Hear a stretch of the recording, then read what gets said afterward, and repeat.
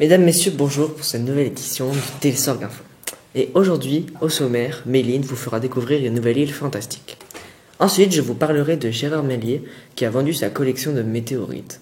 Puis, Naïl vous fera voyager en Amérique du Sud, à Galapagos, pour vous faire découvrir une espèce de tortue géante. Lina vous fera décoller pour un vol dans un tube en verre. Ensuite, Raphaël vous parlera de 5 maisons du monde extraordinaires. Puis, Léna vous présentera une femme courageuse, car elle a couru 7 marathons en 7 jours. Alban nous présentera les pompiers chasseurs de serpents en Thaïlande. Ensuite, Lorik nous fera visiter un musée consacré à 2 artistes très connus. Et pour finir, Adèle nous fera revenir en arrière pour nous parler des dinosaures.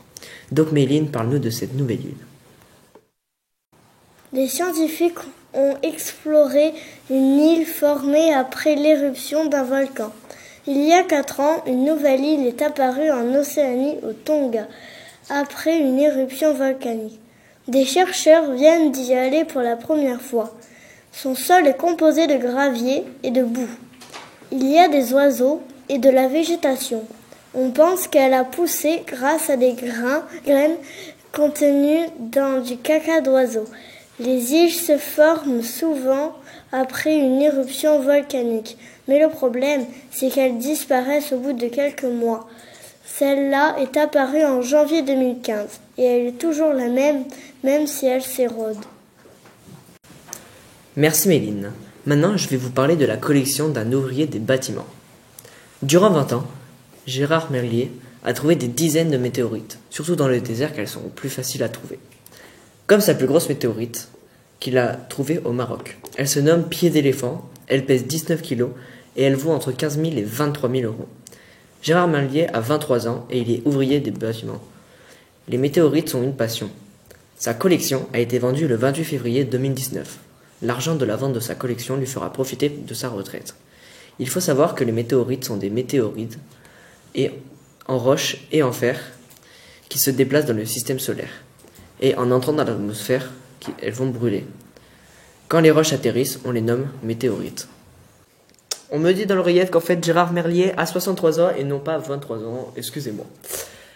Voilà, maintenant Naïl va nous parler, nous faire découvrir des tortues de Galapagos. Chers spectateurs, les tortues géantes des Galapagos, il y a environ 15 000. Elles vivent dans l'archipel des Galapagos et elles ont donné leur nom à la région. Une fois, ils ont trouvé une tortue qu'ils pensaient avoir disparu du monde. Les tortues normales en Galapagos ne sont pas pareilles, elles ont moins de kilos. Les tortues normales dorment plus. Merci Naïl. À présent, Lina va nous faire décoller avec un tube en verre. Le jeune Kai a 9 ans et il vient de Singapour. Il a participé au End Game en Espagne. C'est un championnat du monde de chute libre indoor. Il a volé dans un grand tube de verre dans lequel une machine envoie de l'air vers le haut. Il joue avec l'air pour voler. Il a fait plus que ce qu'il espérait. 6e en freestyle chez les juniors, 13e en vol dynamique à 2 et 5e en vol dynamique à 4. Il s'entraîne 1 heure par jour et 1 heure avant les compétitions. Et pour bien être préparé, il fait de la musculation, des étirements. Mais il doit combattre ses craintes. Voler dans le tube procure de l'adrénaline. Super, merci beaucoup. Maintenant, Raphaël va nous parler de 5 maisons du monde. Je vais vous décrire aujourd'hui 5 maisons du monde. La maison à toit de tourbe. En Islande et aux îles Féroé, des maisons ont le toit constitué d'herbes de tourbe pour les protéger des climats froids. La yourte. La yourte est la tente traditionnelle de l'Asie centrale comme des Mongols. La porte est toujours située au sud face au soleil. La maison troglodyte en France, en Chine, au Mali et en Iran se trouvent des maisons creusées dans la roche. La maison sur pilotis. Elle est constituée sur un pilier en bois qui se nomme pilotis. Cela sert à alimenter d'eau et aussi les animaux ne la pénètrent pas. La casse. Elle est en Afrique pour protéger des chaleurs. Le toit est fait de paille. Merci Raphaël.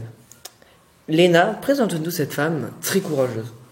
Stéphanie Jiquel a participé au World Marathon Challenge, une compétition pour laquelle il faut courir 7 marathons dans 7 pays. À 36 ans, la jeune femme est arrivée 3e au classement final derrière la Britannique Susanna Gill et la Danoise Christina Schuh-Madsen.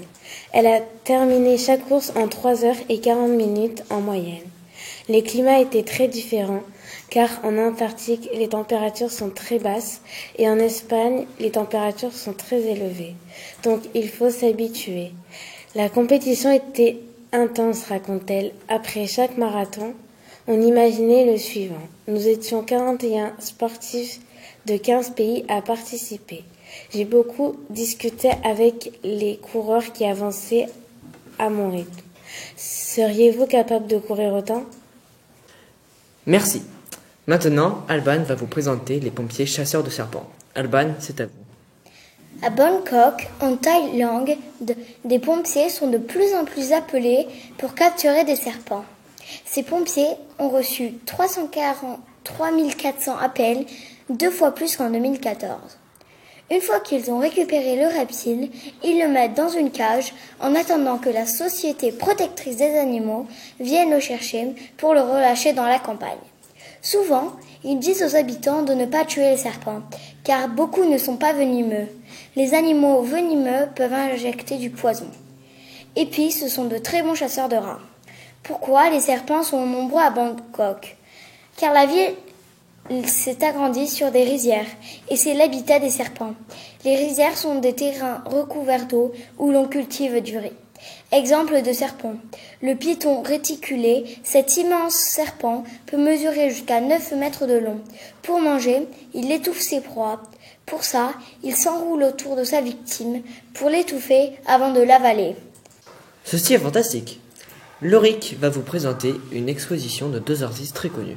Les œuvres des 2 artistes célèbres sont actuellement exposées au musée Picasso à Paris. Il s'agit de Pablo Picasso et Alexander Calder, des artistes du XXe siècle.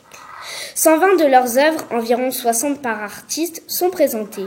Quand on visite les salles du musée, on a l'impression que les œuvres des 2 artistes communiquent entre elles, car les 2 artistes ont travaillé tous les 2 sur le thème du vide. À partir de 1926, Calder crée un cirque miniature avec des petits personnages sculptés et des automates qu'il met en scène sur une piste de moins d'1 mètre de large. Il réalise également de nombreuses sculptures dans lesquelles il mêle différents matériaux, bois, métal, cordes, bronze. Il peint et crée des bijoux. Merci Loric. Grâce à toi, mon enfant s'appellera Pablo. Adèle va vous parler des 3 époques des dinosaures. Les dinosaures ont vécu il y a environ 160 millions d'années. Il y avait la Masopondylus. Il avait une taille moyenne. Il fait partie des nombreuses de sa famille à avoir vécu au Trias. Il y avait l'Apatosaurus, ce sauropode énorme et un des dinosaures qui nous est le plus familier. On l'appelle souvent Brontosaurus, l'Apasaurus et un proche parent du Diplodocus. Il y avait aussi le Gallimimus, c'est le plus grand dinosaure autruche cornu avec une longueur maximum de 4 à 6 mètres et un poids de jusqu'à 440 kg. Les dinosaures ont vécu sur 3 périodes, le Trias, le Jurassique et le Crétacé. Super Adèle. Merci beaucoup de nous avoir écoutés et au revoir.